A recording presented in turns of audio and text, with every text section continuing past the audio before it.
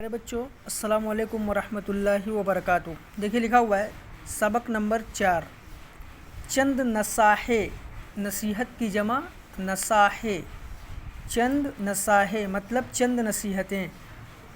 ہر انسان اپنی زندگی کو اچھی گزارنا چاہتا ہے، لیکن اسے اس کے گر نہیں معلوم ہوتے۔ گر کا معنی طریقہ، لیکن اسے اس کے گر نہیں معلوم ہوتے۔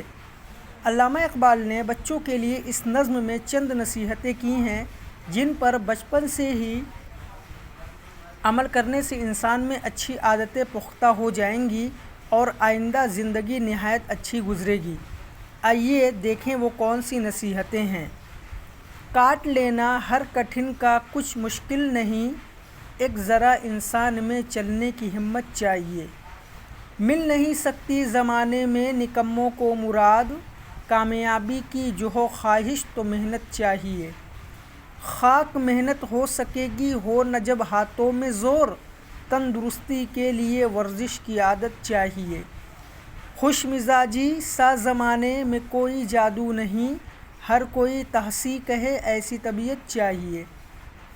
ہنس کے ملنا رام کر لیتا ہے ہر انسان کو، سب سے میٹھا بولنے کی تم کو عادت چاہیے۔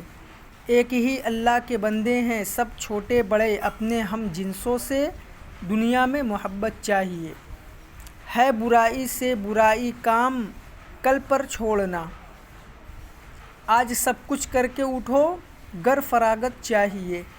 جو بروں کے پاس بیٹھے گا برا ہو جائے گا، نیک ہونے کے لیے نیکوں کی صحبت چاہیے۔ ساتھ والے دیکھنا تم سے نہ بڑھ جائیں کہیں، جوش ایسا چاہیے ایسی ہمت چاہیے۔ حکمراں ہو کوئی ہو اپنا ہو یا بیگانہ ہو، دی خدا نے جس کو عزت اس کی عزت چاہیے۔ دیکھ کر چلنا کچل نہ جائے چوٹی راہ میں، آدمی کو بے زبانوں سے بھی الفت چاہیے۔ ہے اسی میں بھید عزت کا اگر سمجھے کوئی، چھوٹے بچوں کو بزرگوں کی اطاعت چاہیے۔ علم کہتے ہیں جسے سب سے بڑی دولت ہے یہ، ڈھونڈ لو اس کو اگر دنیا میں عزت چاہیے۔ سب برا کہتے ہیں لڑنے کو بری عادت ہے یہ، سب کے ساتھ کے لڑکے ہوں جو ان سے رفاقت چاہیے۔ ہو جماعت میں شرارت کرنے والے بھی اگر، دور کی ان سے فقط صاحب سلامت چاہیے۔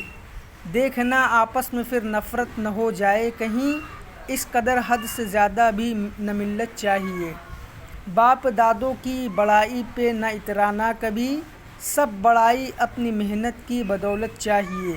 چاہتے ہو گر کے سب چھوٹے بڑے عزت کریں، شرم آنکھوں میں نگاہوں میں مروت چاہیے۔ بات اونچی ذات میں بھی کوئی اترانے کی ہے، آدمی کو اپنے کاموں کی شرافت چاہیے۔